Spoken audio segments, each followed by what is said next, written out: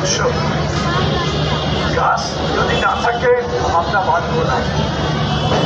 গাছের থেকে যে অক্সিজেন পাই আমরা, এই অক্সিজেনই আমাদের খাওয়ার মধ্যে নেই যে অন্য একটা আমাদের সেগুলো আমরা পাই।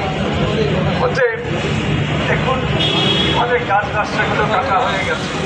সমস্ত শিক্ষা মাঠগুলো আজকে কোথায় হয়ে কী হচ্ছে, সেগুলোতে বিভিন্ন ব্যবসা প্রতিষ্ঠান দখল করে নিতেছে।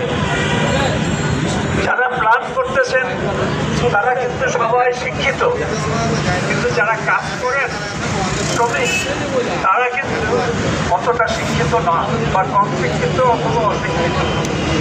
কিন্তু তাদেরকে যারা পরিচালনা করেন তারা শিক্ষিত, তাদেরই ছেলে মেয়েদের আগামী